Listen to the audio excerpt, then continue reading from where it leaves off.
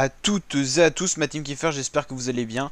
Aujourd'hui pour cette nouvelle vidéo, on se retrouve pour un classement complet Ligue 1 et Ligue 2 pour ce premier mois de l'année 2021, pour janvier 2021. C'est parti, on va commencer par la Ligue 1, ensuite on verra la Ligue 2. Donc c'est parti la team. Donc vidéo spéciale football. En première position de cette Ligue 1, nous retrouvons les Lyonnais, l'OL avec 40 points. Un seul match perdu, c'est l'équipe de Ligue 1 qui a tout simplement le moins de défaites accumulées lors de cette saison avec 19 matchs. On a eu en tout 7 matchs nuls pour Lyon et 11 matchs gagnés. Donc c'est vraiment un très beau ratio avec beaucoup de buts marqués, 39 buts marqués, 18 buts concédés. Donc une attaque efficace, une défense également performante et c'est la première position provisoire pour Lyon.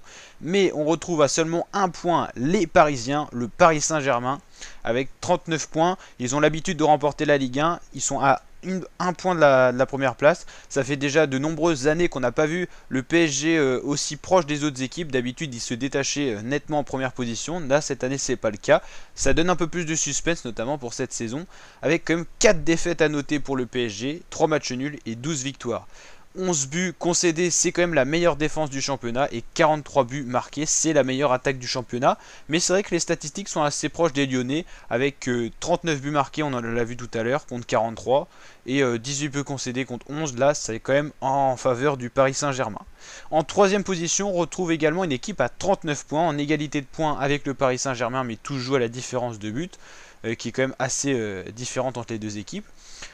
C'est 11 victoires pour Lille, 6 nuls et 2 défaites, 39 points pour l'instant, la première position et cette Ligue 1 est encore remportable par cette équipe lilloise. Un peu plus loin, en quatrième position, on retrouve Monaco qui fait une très belle saison. C'est mieux que les années précédentes. Cette année, Monaco a retrouvé sa splendeur et également son niveau. On l'a vu ces dernières années vraiment en difficulté à l'arrière du classement vers la 15e position. Cette année, c'est nettement mieux quand même. 33 points, c'est un peu plus loin. La première place va être quand même difficile à jouer, mais il reste dans la course avec 10 victoires, 3 nuls et quand même 6 défaites. C'est un petit peu le côté négatif des résultats de Monaco, c'est quand même qu'il y a beaucoup de défaites et notamment beaucoup de buts concédés, comme on peut le voir avec les 27 buts concédés. C'est assez contrasté, mais pour l'instant, ils assurent le top 5. Les Rennais, 5e, c'est un peu moins bien que les saisons précédentes, mais ça reste très très bien quand même avec la 5e position et 33 points. 9 victoires, 6 nuls et 4 défaites, c'est très bon comme résultat quand même. Mais on attend Rennes un peu au-dessus, c'est vrai. Avec notamment cette année, je crois que si je dis pas de bêtises, ils ont disputé la Champions League, ça a été un peu raté. Mais ils pourraient monter encore dans le classement et monter en puissance au fur et à mesure de la saison qui n'est pas encore finie. 6e Marseille, alors là c'est un résultat contrasté parce qu'ils ont que 17 matchs joués en raison du Covid, ils ont des matchs en retard, donc on peut encore avoir un potentiel de 6 points de plus en cas de 2 victoires pour Marseille, mais ça reste un peu contrasté aussi, avec 3 défaites ça va, 5 nuls ça fait quand même beaucoup de nuls et 9 matchs gagnés. 32 points, c'est vrai qu'avec 6 points en cas de 2 victoires ils peuvent se retrouver à 38 points, donc ils ont une deuxième place virtuelle. Mais bon, faut encore gagner ces matchs et pour l'instant un bilan de Marseille plutôt positif, mais un bilan négatif en Champions League, en Europa, ou alors attendez, ils étaient en Champions ou en Europa, en tout cas très mauvais résultat, c'était en Champions League. Ils n'ont pas été à la hauteur tout simplement des espérances en fait, avec que des contre-performances. 7e Angers avec 30 points. Alors Angers c'est plutôt pas mal de les retrouver à cette position du classement, ils font leur bout de chemin, quand même 7 défaites mais 9 victoires et 30 points de prise, c'est plutôt correct. 8e Montpellier, c'est pareil, très bon résultat, très bon top 10. 9e Lens avec 27 points, c'est pas mal. Les premières positions ne se joueront plus, mais un top 5 est encore accessible, malgré que ça sera quand même compliqué pour cette équipe. Les Girondins de Bordeaux sont 10e avec 26 points, 7 victoires, 5 nuls, 7 défaites, avec des résultats contrastés, une différence de but de -1. 11e Brest, ils étaient en Ligue 2 l'année précédente, ils ont assuré leur niveau en Ligue 1, ils ont leur place, donc 11e, va falloir continuer à persévérer ces résultats et pourquoi pas accéder au top 10 qui est vraiment pas loin avec 26 points, ils sont seulement à quelques points du top 10.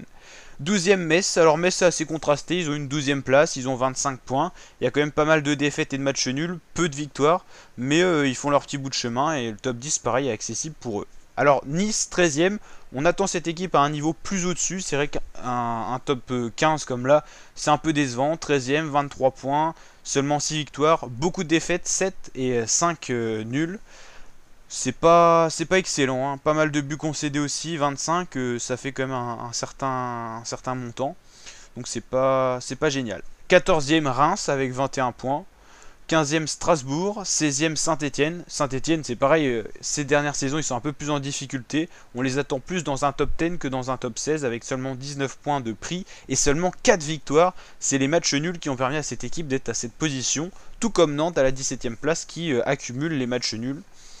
Dijon, Lorient et Nîmes qui sont pour l'instant en phase de relégation potentielle avec quand même Nîmes et Lorient qui se détachent malheureusement du mauvais point parce qu'ils ont seulement 12 points en tout.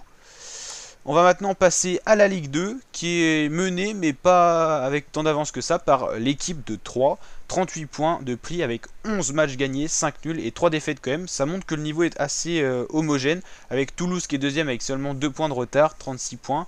Et à peu près les mêmes statistiques, 10 gagnés, 6 nuls et 3 défaites pour 23 buts concédés et quand même 37 buts marqués. Toulouse qui fait partie des meilleures attaques du championnat avec notamment Auxerre avec 37 buts marqués. Au niveau de 3, il faut quand même noter qu'ils font partie des meilleures défenses du championnat. On verra tout à l'heure à la 4e position, l'équipe qui est la meilleure défense de cette Ligue 2 cette année. 3e position, on retrouve Grenoble à seulement 3 points des premiers, 35 points, c'est plutôt pas mal ce qu'ils ont fait Grenoble, avec 10 victoires, 5 nuls et 4 défaites. En 4e position, on retrouve Clermont avec 34 points, c'est plutôt pas mal, la première place est accessible. Des résultats plutôt bons, sachant qu'ils sont quand même la meilleure défense du championnat avec seulement 10 buts concédés depuis le début en 19 matchs, c'est très bien, et 25 buts marqués. C'est pas une des meilleures attaques, mais ils savent faire ce qu'il faut en défense pour assurer les victoires. Peu de buts marqués, mais peu de buts concédés permettent le succès de cette équipe cette année. 5e Auxerre. 6e Paris FC avec 32 points. Paris FC qui est un peu au-dessus en début de saison. Là, il rétrograde un petit peu avec quand même 5 défaites qui se sont accumulées notamment lors des derniers matchs. On peut le voir ici. 2 défaites quand même et 2 nuls. Et 5 nuls et 9 victoires en tout. 7e Sochaux. C'était compliqué en début de saison. On voit que sur les derniers résultats, ça s'améliore. Ils sont sur une tendance positive. Pas mal de verts dans les barrages. Caen, 8ème, c'était mieux en début de saison aussi, il rétrograde beaucoup avec 28 points seulement de prix, beaucoup de matchs nuls ces temps-ci, et on le voit ici dans les performances, c'est pas extraordinaire, ils sont pas forcément sur une tendance ascendante. Amiens justement 9ème, eux ils sont plutôt sur une tendance ascendante. 10ème Valenciennes avec 27 points. 11ème Niort. Niort qui accumule défaites et matchs nuls. On peut voir ça avec 8 défaites, 4 nuls et seulement 7 victoires.